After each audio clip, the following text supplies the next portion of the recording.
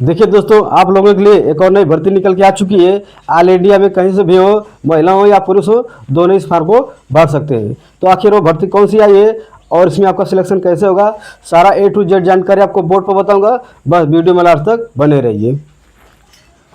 तो देखिए दोस्तों, वन विभाग नई भर्ती 2026 यानी कि दोस्तों आपके लिए वन विभाग में भर्ती निकाली गई है। कुल पद अब देखिए, जो टोटल पोस्ट है वो आपका कितना रहेगा, तो देखिए 91, यानी कि आपका 91 पदों पर भर्ती निकाली गई है। पद का नाम अब बात कर लेते हैं। जो पद है उसका नाम क्या है, तो देखिए फॉरेस्ट गार्ड और MTS, यानी जो पद है उसमें आपका फॉरेस्ट गार्ड और MTS रहेगा। देखिए इसमें भी और तरह तरह के पद हैं, उसको मैं लास्ट में बताऊंगा। आवेदन की तिथि अब देखिए, इसका फार्म कब से कब तक भरा जाएगा, तो देखिए 3 जून अंतिम तिथि, यानी इसका फार्म आपका ऑलरेडी भरा जा रहा है, जिसका अंतिम तिथि आपका 3 जून है। तो 3 जून से पहले आप इस फॉर्म को भर लीजिएगा। आयु सीमा आप देखिए, इस फॉर्म को भरने के लिए जो हमारी एज यानी उम्र कितना होना चाहिए, तो देखिए जनरल EWS के लिए आपका 18 से 30 साल, OBC है तो आपको 3 साल की छूट मिलेगी, SC ST या फीमेल है तो आपको 5 साल की छूट मिलेगी। यदि आप जनरल EWS है तो आपकी जो एज है 18 से 30 साल होना चाहिए। वहीं आप OBC है तो आपको एज में 3 साल की छूट मिलेगी, और SC ST या महिला है तो आपको एज में 5 साल की छूट मिलेगी।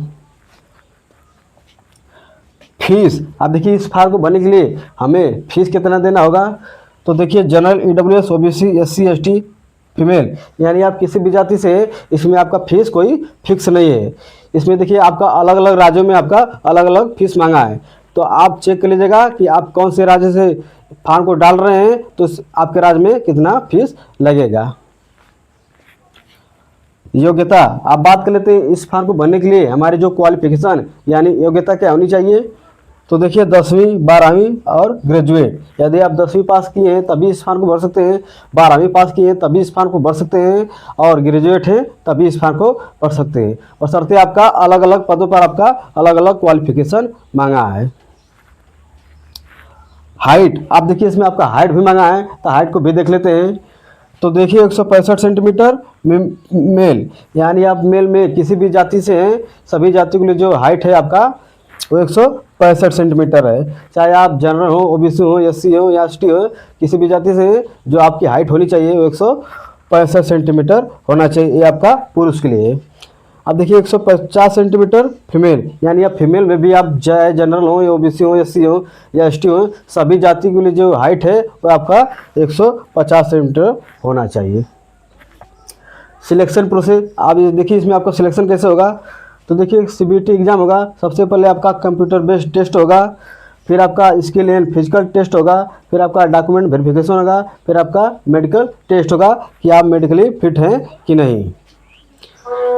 आप सिलेबस समझ लेते हैं, यानी इसमें आपका कौन कौन सा विषय रहेगा, तो देखिए सामान्य ज्ञान रहेगा, रीजनिंग रहेगा, गणित रहेगा, विषय ज्ञान रहेगा, सामान्य विज्ञान रहेगा, और आपका अंग्रेजी रहेगा। यानी इसमें आपका अलग अलग पदों के लिए आपका अलग अलग विषय मांगा है। एग्जाम पैटर्न आप देखिए, बात करते हैं एग्जाम पैटर्न में क्या रहेगा, तो देखिए इसमें भी आपका कोई फिक्स नहीं है।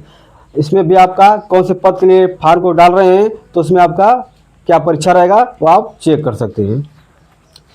आप देखिए फिजिकल समझ लेते हैं। फिजिकल में हमारा क्या रहेगा, तो देखिए इसमें आपका केवल दौड़ रहेगा, यानी जो फिजिकल है उसमें केवल आपको दौड़ना होगा। आप इसमें देख लेते हैं, जो टोटल दूर है आपका 25 किलोमीटर रहेगा, और इसके लिए समय जो मिलेगा आपको 4 घंटा, ये मेल यानी पुरुष के लिए है। यानी पुरुष के लिए जो बात करेगी, जो दूरी रहेगी आपको 25 किलोमीटर की दूरी दिया जाएगा, और इसके लिए जो समय मिलेगा आपको 4 घंटा मिलेगा। यानी 4 घंटों में आपको पैदल सिर्फ 25 किलोमीटर तक जाना है। आप देखिए फीमेल में समझ लेते हैं, तो जो टोटल दूरी रहेगा आपको 14 किलोमीटर रहेगा, और इसके लिए समय आपको 4 घंटा मिलेगा। यानी महिलाओं के लिए जो दूरी है वो आपका 14 किलोमीटर का रहेगा, और इसके लिए समय आपको 4 घंटा मिलेगा। अब देखिए जब इसमें आपका सिलेक्शन हो जाएगा तो आपको सैलरी कितना मिलेगी, तो देखिए सैलरी भी आपका कोई फिक्स नहीं है। जिस भी आपका पद में आपका सिलेक्शन होगा उस हिसाब से आपको सैलरी मिलेगा। यानी आपका कौन से पद के लिए आपका चयनित हुआ है तो उसी के हिसाब से आपको सैलरी मिलेगी। आप देखिए जो पद है आपको बता देता हूँ कि इसके सिवा आपका जो फॉरेस्ट गार्ड और MTS का है, उसके सिवा आपका कौन कौन सा पद है। तो देखिए इसमें आपका लाइब्रेरी इंफॉर्मेशन असिस्टेंट है, टेक्निकल असिस्टेंट है, स्टेनोग्राफर है आपका, टेक्नीशियन फील्ड एंड लैब का है, स्टोर कीपर का है, टेक्नीशियन मेंटेनेंस एलडीसी है और फॉरेस्ट डिपार्टमेंट है और आपका एमटीएस है। यानी आपका इसमें भी बहुत सारे पद हैं, तो आप देख लीजिएगा कि आप कौन से पद के लिए फार्म डाल रहे हैं। बाकी ये जानकारी आपको देनी थी। बाकी हमारा वीडियो कैसा लगा, अगर वीडियो अच्छा लगा तो वीडियो को लाइक और चैनल को सब्सक्राइब कर लेना। मिलते हैं अगली वीडियो में, तब तक के लिए धन्यवाद।